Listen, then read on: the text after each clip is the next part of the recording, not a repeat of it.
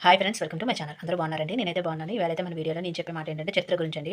అంటే ఈ డిస్కషన్ నేను ఎందుకు చెప్తానంటే, ఓ 2 రోజుల క్రితం మా ఇంట్లో డిస్కషన్ అయిందండి. ఫ్రీడమ్ ఫైటర్స్ గురించి రాయమన్నారు. మా వాడికి ప్రాజెక్ట్ వర్క్ ఇచ్చారు.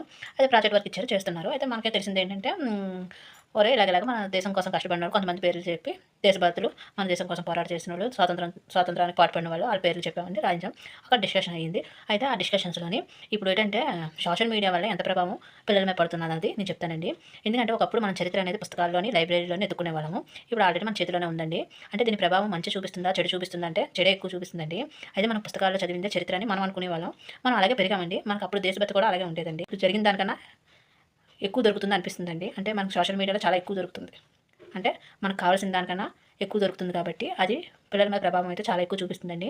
అంటే మన దేశం మీద ఉన్న దేశభక్తిని తగ్గించే అంతగా ప్రభావం చూపిస్తుందని నేను అనుకుంటున్నానండి, నా అభిప్రాయం. ఎందుకంటే ఈ మధ్యన ఏదైనా మనం కావాలని నెట్‌లో కొడితే, మనం ఏదైనా సోషల్ మీడియాలో కొడితే మంచి కన్నా చెడే ఎక్కువ చూపిస్తుందండి. అయితే మనం అప్పుడు కాలంలో మనకి ఇలాంటి ఏ సదుపాయాలు లేవు కాబట్టి మనం ఏం చేసేవాళ్ళం, మన పుస్తకాల్లో ఉన్నదే చదివి, ఓహో! మన వోళ్ళు ఇంత కష్టపడ్డారు మన దేశం కోసం. మన దేశం కోసం ఇంతమందే ప్రాణత్యాగం చేశారు. మన దేశం కోసం ఇంతమంది పోరాడారు. వాళ్ళందరూ గొప్పవాళ్ళు. మనం కూడా దేశానికి ఏదైనా చేయాలి. మనంతు సహాయక సహకారాలు అందించాలని అనుకునేవాళ్ళము. కానీ ఇప్పటి భవితరం అలా అవ్వట్లేదండి. మన కోసం మనం బతికితే చాలు అనే సిద్ధాంతానికి వచ్చేసారు.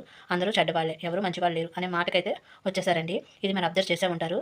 ఇప్పుడు యూత్ ఎలా తయారంటే ఆళ్ళకి చాలా ఎక్కువ కావాల్సిన దానికన్నా చాలా ఎక్కువ దక్కుతుందని నేను అంటున్నానండి. చరిత్ర అనేది పుస్తకాల ద్వారా మనం నేర్చుకునేది. ఎవరు చూడరు. మీరైనా, నేనైనా ఎవరైనా చరిత్ర అనేది చూడనిది. కాబట్టి అది పుస్తకాల్లో రచిస్తారు. పుస్తకాలైతే పెడతారు. ఎందుకంటే మనం అవి తెలుసుకుని రేపు మన దేశం కోసం గానీ, మన భవిత కోసం గానీ మనం కష్టపడి పైకి రావాలని, యువతరం బాగుపడాలని, రేపటి తరం ముందుకు సాగాలనేది చరిత్ర యొక్క వాల్యూ అని నేను అనుకుంటాను. చరిత్ర అంటే మన మూలాలు.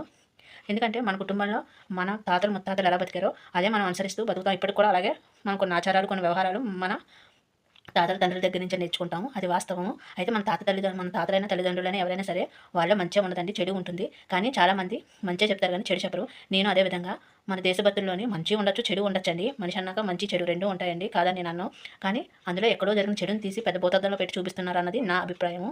చరిత్ర అనేది అని నా అభిప్రాయం. చేసిన చాలా మంచి పనులైతే మర్చిపోతున్నారండి. అయితే చరిత్రలో మంచిని చెప్తే బెటర్ అనిపిస్తుందండి. చెడుని పక్కన పెట్టేస్తే బాగుండు. ఎందుకంటే ఇప్పుడు ఏది కావాలన్నా పిల్లల్ని ఎతికేది సోషల్ మీడియాకే ప్రభావితం అవుతున్నారు. వాళ్ళకి ఏదైనా చిన్న క్వెషన్ వచ్చినా సోషల్ మీడియా మీద పడుతున్నారు. అంటే నెట్‌లోనే వెతుకుతున్నారు.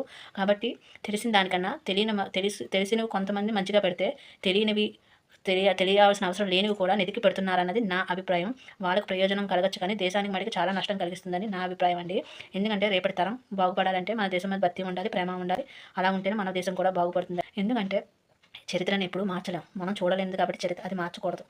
చరిత్రలాగా ఉంది. ఇంకా కనిపెట్టాలి. ఇంకా మన దేశం కోసం ఎవరు పోరాడారు? ఇంకా మన దేశం కోసం ఎంతమంది కష్టపడ్డారు? ఎంతమంది మన దేశాన్ని ఈ స్థాయికి తీసుకొచ్చారన్నది మంచిని ఎతికి పెట్టండి. రేపొద్దున్న